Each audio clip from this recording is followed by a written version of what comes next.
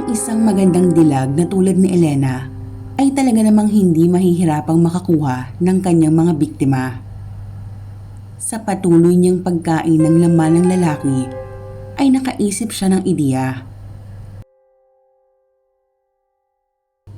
Binitbit niya ang bangkay ng lalaki at dinala sa kanyang bahay. Doon ay pinagpira-piraso niya ito sa kanilagyan ng paminta at pangpaanghang. Pagkatapos ay ipinirito ang laman. Ang aroma na dulot nito ay talaga namang napakasarap sa kanyang pang-amoy. Matapos maluto ay hinango niya ang karne at kinain na parang kumakain ng isang mamahaling steak. Ano kaya ang lasa nito kapag normal na tao ang kumakain? Masasarapan din kaya sila? Malalaman kaya nila na hindi ito karne ng hayop? Hindi niya maiwasang itanong sa kanyang sarili.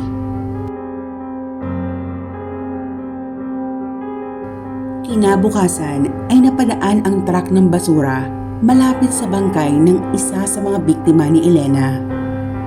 Bumaba ang isang lalaki at hinango ang basura mula sa drum. Nakaamoy ito ng masangsang na amoy. Sinundan niya kung saan ito nanggagaling at natigilan sa kanyang nakita. Bumaliktad ang kanyang tiyan at hindi napigilang pang sumuka.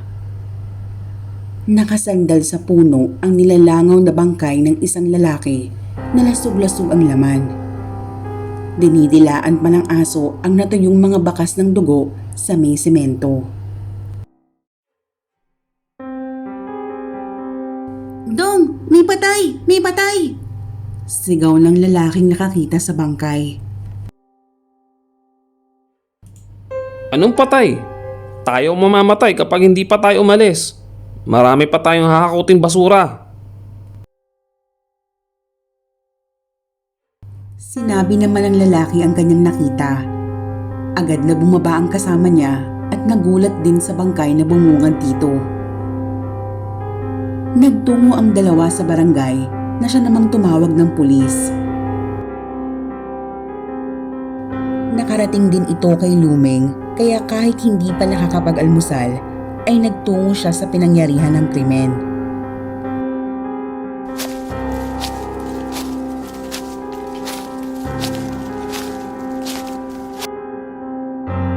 Natitiyak kong aswang ang gumawa nito. Batay na rin sa itsura ng bangkay. Wika niya sa kanyang sarili.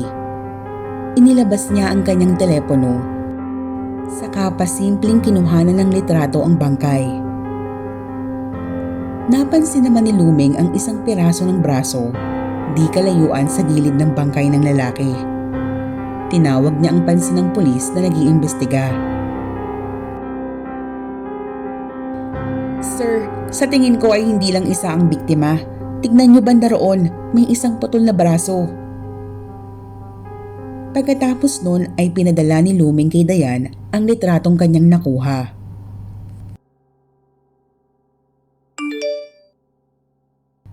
Manood kayo ng balita sa Channel 75, Dayan.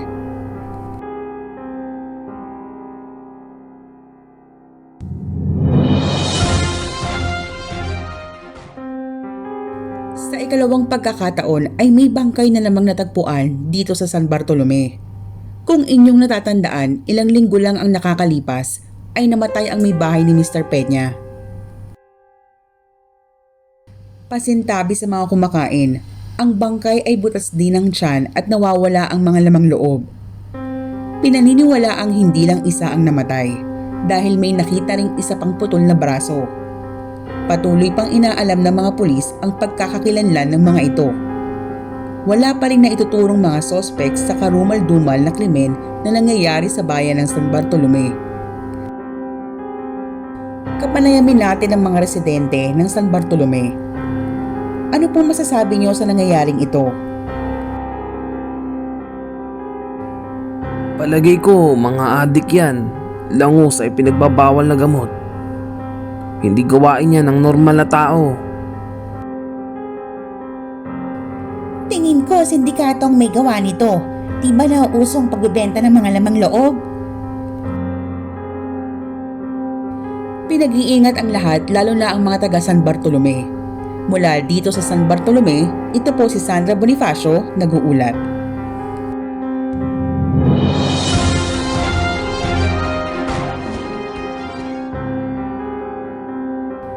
Hindi na maganda ito, Alberto. Kailangan na nating kumilos. Nag-aalalang wika ni Dayan. Bukas ay pupuntahan naman natin si Luming sa San Bartolome. Malalaman din natin kung may aswang nga sa lugar na yun. Tugon ni Alberto, saka ito sumakay sa kotse papunta sa iba niyang proyekto. Hindi lang sila Alberto ang nakapanood ng balita, pati na rin si Manang Pilar. Napaisip ito tungkol sa lugar na nabanggit ni Luming. Kung nabubuhay lang sana kayo, Don Filimon, matutulungan niyo si Pinunong Alberto. Ngayong naging mabuti na siyang aswang, mahihirapan siyang kalabanin ang mga aswang sa pangkat ni Henaro. Sambit ni Manang Pilar. Ang pangkat ni Henaro ang grupo sa San Bartolome na ayaw magpasakop kay Don Filimon. Matitigas ang ulo ng mga aswang na ito dahil hindi matanggap ni Henaro na si Filimon ang hinirang na pinuno ng mga aswang. Naniniwala ito na dahil sa yaman at karangyaan kaya nakuha nito ang boto ng mga nakakatandang aswang. Mas lalo pang lumakas si Filimon nang lumago ang kanyang mga naipundan na negosyo. Naging maimpluwensya ito hindi lang sa kapwa nila aswang kung hindi sa mga taong kanya ring nakakasilamuha. Kaya naman bunga ng matinding inggit ay ipinagkaluluwa nila si Filimon sa mga grupo ng tao na siyang pumatay sa mga magulang ni Alberto. Hanggang ngayon ba naman andito pa rin yung babaeng reporter na yan? Tanong ni Elena. Si Sandra Bonifacio yan. Kilalang reporter at karamihan sa mga binabalita niya ay biktima ng mga hinihinalang aswang. Naningkit naman ang mga mata ni Elena habang pinapanood si Luming sa telebisyon. Talaga? Interesting. Well, hindi siya mawawala ng ibabalita dahil marami pa yang kasunod. Siya nga pala, Agnes, mukhang alam ko na ang gagawin ko sa lupa malapit kila Ivy. Maghanap ka lang, chef, na kailangan ng trabaho sa lalong madaling panahon. Agad namang tumalima si Agnes sa utos ni Elena. Tinawagan ni Elena ang inhinyero para sabihin ang kanyang binabalak na disenyo sa gusaling kanyang ipapatayo.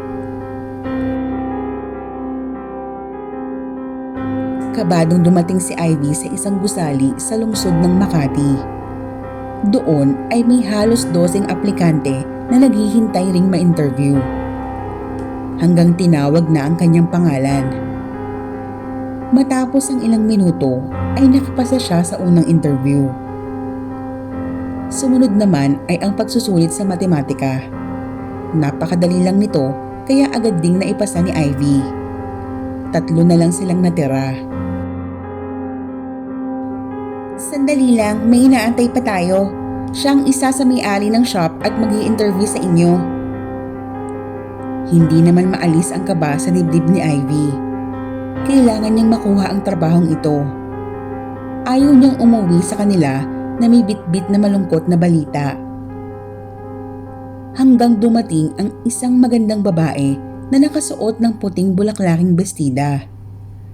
Napakaganda nito na akala mo ay bida sa mga Korean drama.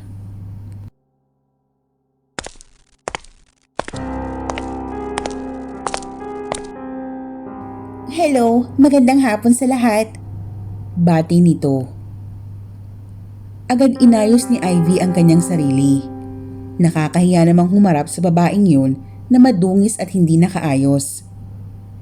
Tinawag na ang kanyang pangalan. Magandang hapon po. Ako po si Ivy, taga Santa Clara. Aba, malayo yun dito. Hindi ka ba mahihirapan? Hindi po ma'am. Kung makuha ko man po ang trabahong ito, maghahanap po ako ng murang matitirhan para makatipid din po sa pamasahe. May mga experience ka ba sa sales? Yes po ma'am. Dati po akong sales lady sa mga mall. Ang pinakahuli ko pong trabaho ay sa isang mall sa San Bartolome. Agad namang napukaw ang atensyon ng babae nang marinig ang pamilyar na lugar. Nabasa ko nga sa resume mo. Mukhang nagtatagal ka naman sa mga trabaho. Bakit ka pala umalis ng San Bartolome? Napayuko naman si Ivy. Tila ba hindi ito handang sagutin ang tanong ng babae. Personal reasons po ma'am. Saka para na rin po sa pamilyang binubuhay ko. At naniniwala po ako na mas marami akong matututunan sa inyo. Ang huling ipinagawa ng babae ay nagkunwari itong isang customer. Nagbigay ito ng iba't ibang sitwasyon para masubok ang kanyang galing sa customer service. Maraming salamat sa pagpunta. It was nice meeting you, Ivy.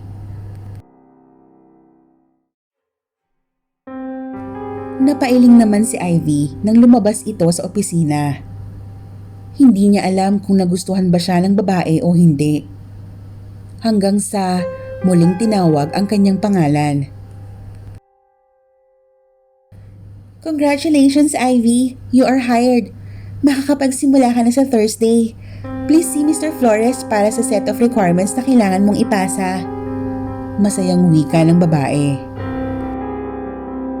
Maraming salamat po ma'am. Matapos makuha ang requirements, nalumo naman si Ivy nang makita ang listahan na kailangan niyang ipasa. Ay, natanggap nga ako. Pero saan naman ako kukuha ng pera nito? Ang tanging nasambit ni Ivy. Paalis na sana ang babae nang makita ang nakapangalumbaba na si Ivy. Bakas sa mukha nito ang labis na pag-aalala. May problema ba, Ivy? Nahihiya man pero kailangan niyang tapatin yung babae. Ma'am, gusto ko po talagang magtrabaho sa shop niyo. Kaya nga po ako lumabas dito. Pero hindi ko po alam kung maipapasa ko po yung mga requirements. Ito na lang po kasi ang pera ko. Ipinakita niya sa babae ang laman ng kanyang pitaka. Ngumiti naman ito at nagwika. Itabi mo na lang yan. Huwag kang mag-alala. Kakausapin ko ang HR. Basta ang mahalaga, makapunta ka sa Webes para sa training mo. Teka, may matitirhan ka ba? Malungkot namang umiling si Ivy. May tinawagan yung babae saka ito humarap kay Ivy. Halika na, ihahatid kita. Doon ka muna titira sa apartment ng kaibigan ko. Saka ka nalang bumukod kapag nakasahod ka na. Hindi naman makapaniwala si Ivy sa kanyang mga narinig. Totoo ba ito? Napakabait ng babaeng nasa kanyang harapan. Akala niya ang maganda at mayaman ay mga mata pobre, pero nagkamali siya. Maraming salamat ma'am. Hulog po kayo ng langit. Hindi niyo po alam kung gaano po ako kasaya ngayon. Ano po pala ang pangalan niyo? Walang anuman, basta pagbutihan mo sa trabaho. Ako nga pala si Dayan, Dayan Francisco. Maraming salamat po Ma'am Dayan. Asahan niyo po na pagbubutihan ko at ibibigay ko ang best ko sa trabaho. Maraming salamat po sa inyong pakikinig at pagsubaybay dito po sa isa sa ating series sa Guni-Guni PH Tagalog Stories, ang Palengke ng Mga Aswang Season 3. Sana po ay nagustuhan niyo ang ating episode for tonight. Kung hindi ka pa nakasubscribe sa ating mga channels, don't forget to click the subscribe button and hit that notification bell on para po updated po kayo sa bawat upload natin. Muli, on behalf of Misteryo, marami pong salamat and God bless you all.